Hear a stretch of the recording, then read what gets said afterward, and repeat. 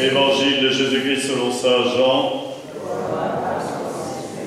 En ce temps-là, Jésus se manifesta encore aux disciples sur le bord de la mer de Tibériade, et voici comment. Il y avait là ensemble Simon-Pierre avec Thomas appelé Didyme, c'est-à-dire jumeaux, Nathanaël de Cana de Galilée, les fils de Zébédée et deux autres de ses disciples. Simon-Pierre leur dit « Je m'en vais à la pêche ». Ils répondirent « Nous aussi, nous allons avec toi ». Ils partirent et montèrent dans la barque. Or, cette nuit-là, ils ne prirent rien. Au lever du jour, Jésus se disait sur le rivage. Jésus se tenait sur le rivage, mais les disciples ne savaient pas que c'était lui. Jésus leur dit « Les enfants, auriez-vous quelque chose à manger ?» Ils lui répondirent « Non ». Il leur dit « Jetez les filets à droite de la barque et vous trouverez. » Ils jetèrent donc les filets, et cette fois ils n'arrivaient pas à le tirer tellement il y avait de poissons. Alors les disciples que Jésus aimait disent à Pierre « C'est le Seigneur ». Quand Simon-Pierre entendit que c'était le Seigneur, il passa un vêtement car il n'avait rien sur lui. Il se jeta à l'eau et les autres disciples arrivèrent en barque, traînant le filet plein de poissons. La terre n'était qu'à 100 mètres. Une fois descendus à terre, ils s'aperçoivent disposer là un feu de braise avec du poisson dessus et du pain. Jésus leur dit « Apportez donc de ces poissons que vous venez de prendre. » Simon-Pierre remonta, il tira jusqu'à terre le filet plein de gros poissons. Il y en avait 153. Et malgré cette quantité, le filet ne s'était pas déchiré. Jésus leur dit alors « Venez, mangez. » Aucun des disciples n'osait lui demander « Qui es-tu » Il savait que c'était le Seigneur. Jésus s'approcha, il prend le pain, il le leur donne, et de même pour le poisson. C'était la 3e fois que Jésus d'entre les morts se manifestait à ses disciples.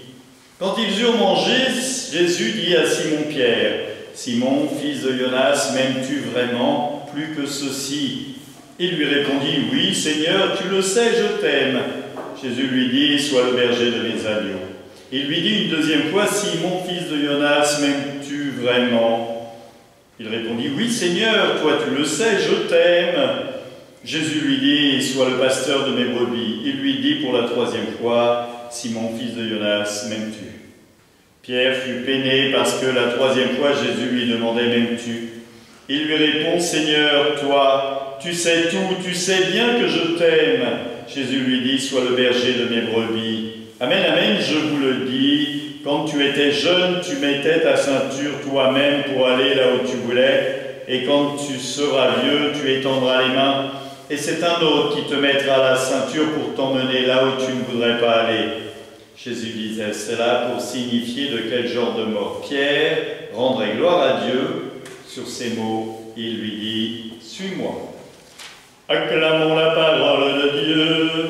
Louange à toi, Seigneur Jésus.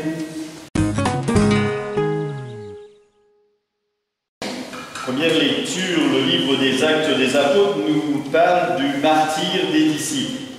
Et ce martyre, eh bien, il est fait parce que les disciples ont réalisé des prodigues à la gloire de Dieu. Et non contents de réaliser des prodigues, ils ont aussi annoncé la présence du Christ, Dieu ressuscité, Jésus, vrai homme et vrai Dieu, qui est ressuscité et qui se donne à voir et qui fait des miracles. Et les miracles qu'ont fait les disciples, les apôtres, sont faits au nom de Dieu, au nom du Christ. Et ils s'en vont tout heureux d'avoir été flagellés parce qu'ils ont annoncé la bonne nouvelle. Alors aujourd'hui, eh bien, nous avons des chrétiens qui sont martyrisés et il nous faut, nous aussi, prier pour eux, les porter dans notre prière afin que eh bien, leur martyre ne soit pas sans effet. la semence des martyrs porte du fruit depuis plus de 2000 ans. Comme dit dans cette semaine, nous avons eu un passage où un scribe disait, un prêtre disait, « Si leur foi vient des hommes, elle s'éteindra, si leur foi vient de Dieu, elle continuera. » Et plus de 2000 ans après, nous sommes toujours présents. La lettre de l'Apocalypse est une lettre bonne nouvelle. Ça nous paraît bizarre d'entendre que l'Apocalypse est une bonne nouvelle parce que c'est compliqué et puis il y a des lettres qui sont écrites aux uns et aux autres, il y a des remontrances, mais néanmoins c'est une bonne nouvelle. Une bonne nouvelle de l'annonce de l'agneau qui est digne de monter sur le trône. Et l'agneau, vous l'avez bien compris, c'est le Christ au lendemain de la Pentecôte, le Christ au lendemain de la Pâque, et à l'approche de la Pentecôte, le Christ est vraiment présent dans notre vie. Nous sommes 40 jours à attendre la montée du Seigneur, puis la venue de l'Esprit Saint que nous aurons à la Pentecôte. Et cet Esprit Saint, eh bien, sera donné ici dans la paroisse à 14 ou 15 adultes qui vont recevoir la confirmation. Comment est-ce que moi, je fais vivre l'Esprit Saint qui est en moi? Comment je me sers de l'Esprit Saint? Bien, nous allons en avoir un exemple flagrant à partir du 7 mai. Il y aura le conclave. Alors, ce n'est pas une élection comme une autre. L'élection du pape, elle s'appuie sur la prière et sur l'Esprit Saint. Ce n'est pas une élection politique. Si on vous dit « je connais le pape Abilès qui va être élu », eh bien vous pouvez le traiter de menteur, parce que personne ne le connaît hormis l'Esprit Saint. Et donc, comment est-ce que dans ma vie de tous les jours, je mets l'Esprit Saint à l'œuvre? C'est important de voir cela. L'Évangile nous parle d'une pêche miraculeuse, 153 poissons. Certains exégètes disent que c'était le nombre à l'époque de langages parlés dans le monde. 153. 153 langues, ça voulait dire tout le monde était convoqué à entendre la bonne nouvelle par le Christ. Si vous avez écouté comme moi ce passage, vous vous êtes dit, le Christ les invite à pêcher, ils arrivent avec des poissons, il leur demande s'ils ont pêché quelque chose, ils n'ont rien pêché, puis ils pêchent de l'autre côté, ils arrivent avec des poissons, et sur le rivage, il y a déjà un feu de braise avec des poissons. Est-ce à dire que Dieu n'a pas besoin de nous? Oui, Dieu n'a pas besoin de nous. Mais il ne veut pas faire sans nous. Il dira à Simon-Pierre, « Je ferai de toi un pêcheur d'hommes. Je ferai de toi quelqu'un qui annoncera la bonne nouvelle. Tu seras Pierre, sur cette pierre, je bâtirai mon église. » Pourtant, Pierre, ce n'est pas vraiment le meilleur des hommes. Il s'est détourné du Christ, il l'a renié 3 fois.